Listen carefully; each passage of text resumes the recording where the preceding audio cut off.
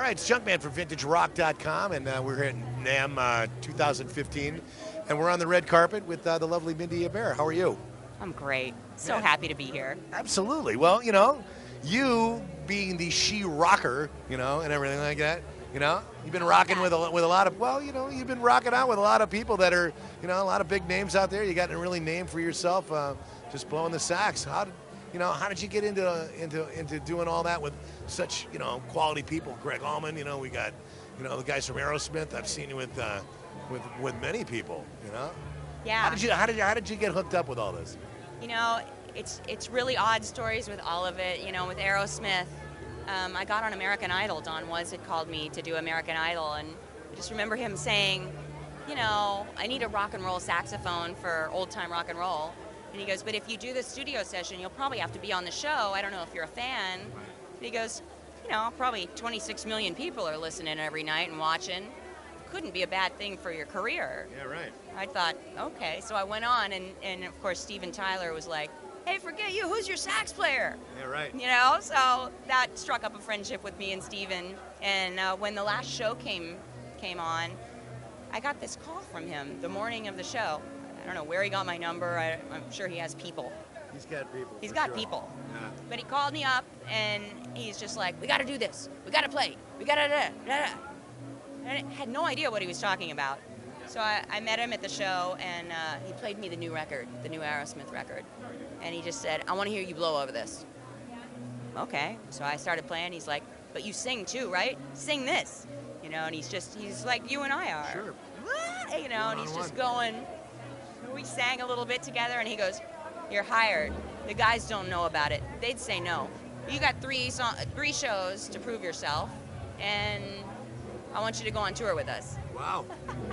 Word. So, I proved myself in the 3 shows. Absolutely. And went on tour with them, and, that was an amazing thing. But, this record that I just made, Wild Heart. It's up for a Grammy, I've been told. It's up for a Grammy. Congratulations. For Best Contemporary Instrumental Record. Thank you. It's terrific.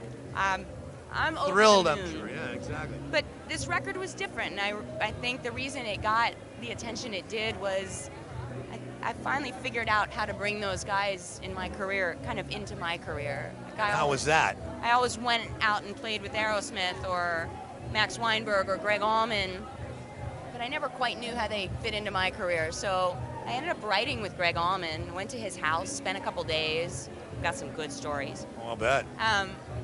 But it was just fun to make music with him and sit down and see what we had in common to write about. And what I wanted was that abandon. I wanted that sheer abandon of rock and roll. Being on stage with Aerosmith every night. He's so soulful, Greg, was what I'm talking. He's so soulful, and you can just sense that just by talking to him. He gives it all. Yeah. And all the people that I chose to be on this record had an element of that. When Greg sings, you feel like you get his whole soul. You feel like you know him, like you could tell all the bad stuff that's happened to this guy. I mean, nobody could sing like that for not having that. You know No. what I'm talking about? No. The same with Joe Perry. I was recording the song that I wrote, Kick-Ass, and we were in the studio with another guitar player, and I'm just like, no, I need more. I need like Joe Perry with his shirt ripped down to here with the wind blowing through his hair and just, like a gunslinger just going. Right. And the guy in the studio's like, Joe Perry, why don't you just call him? And I was like, oh. I did, and he was in the studio the next week. That's terrific. So, it was... Well, it says a lot about you. Like all of a sudden, he could have blown it off, but he said, you know what? No, I'm going to go and play with her. She rocks.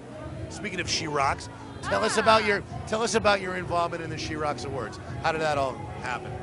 You know what? They called me up and they said, we would love to honor you for a She Rock Award, and I was like, wow, really? And I completely knew about the awards, event and everything. I've known about it for a couple years, and I just think it's so cool to be able to hang out with girls. It doesn't happen all the time, I kind of like it myself. I bet. I see doing it now. Here. Look at you. But I think it's great to hang out with the girls. I think it's great to have an awards event that honors women in this business, because it doesn't happen enough, and there are so many women in various, areas of the business that just kick ass in so many ways, and they do it differently than men, and they make music differently and whatever. Well, I think they get up. I think they really have to up the talent level just to get past that whole. You know what I'm talking about? That whole thing in the first place. You really have to do it twice. You really have to work twice as hard. Unfortunately. Yeah, I've seen a lot of glass ceilings break in my career. It's like I've seen just so many ceilings shatter. I love that. I love being a part of it. It's like, oh, I'm not supposed to play sax as a woman? Tell that to Aerosmith. Yeah, right. Tell that to Bruce Springsteen. Like, exactly. They thought it was cool. So we all did. I love being a part of that, and I just think, you do have to prove yourself a little bit more as a woman. You do have to work a little harder.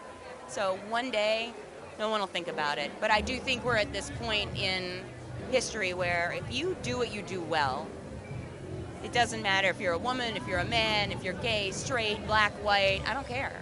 You've got a place, and I love that we're there. That's a good thing to say. We agree wholeheartedly. Two things that I wanted to ask you about too. One, tell us about your feelings. What are you excited about seeing at NAMM this year? I walked around a little bit today, and I actually hosted an event for Yamaha last night. This is very dorky, but I hosted an event called a Clarinet Celebration, and it was all just the world's most amazing clarinetists. And they actually let me in, being, a sleazy saxophonist. Yeah, right. The ones in the chair, two rows behind them. It's a little scary, but it worked out great. And I love being a part of, new instruments and all the dorky woodwind stuff I can get my hands on. Today I walked around. We're actually going to make my book that I wrote, How to Play Madison Square Garden. It's a how-to book on stage performance. I'm going to make it into kind of a video. I'm going to do it with Hal Leonard. And Hal Leonard's been a popular guy. We've been talking about him all day with people's books and things like that. So yeah, they're good amazing. Guy to be with. Yeah. Absolutely, it's a great company. So I'm very excited about that, and I just like walking around and being a part of the energy. I wasn't really looking for instruments or like the new cool thing. I just love being there and saying hi to everybody and kind of being a part of that. Well, it's a camaraderie, as musicians. I'm a musician. Most of these people really are, and it's kind of nice. It's like being at your favorite frat party. Where everybody's a member. So. Yeah, there's nothing like it on the planet.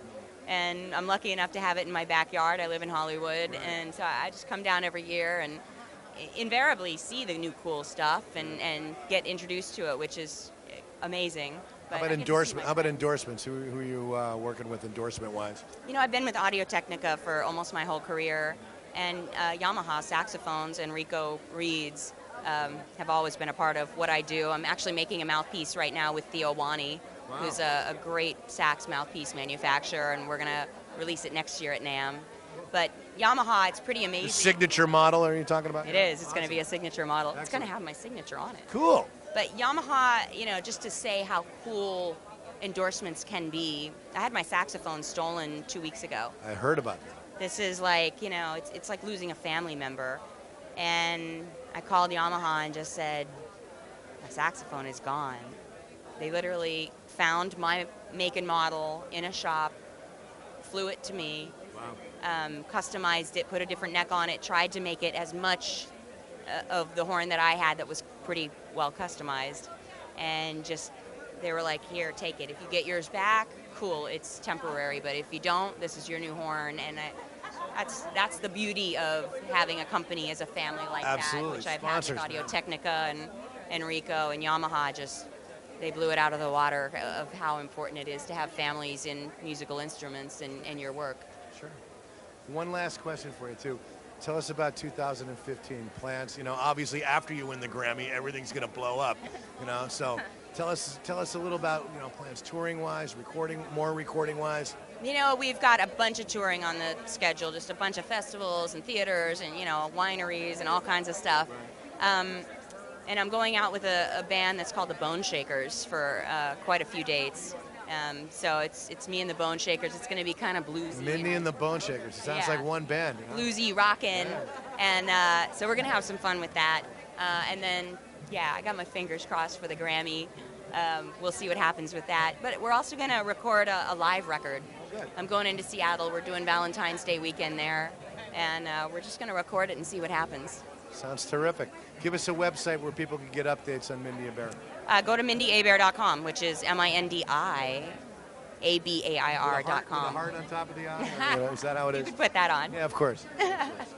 I appreciate you talking with us here at VintageRock.com. Enjoy the She-Rock Awards tonight, and as I'm sure you will. And again, Junkman from VintageRock.com with lovely Mindi Abair, saxophonist of the saxophone goddess, I should say, right? You would like that. We like that. That's a good that. one. Yeah, we'll use that.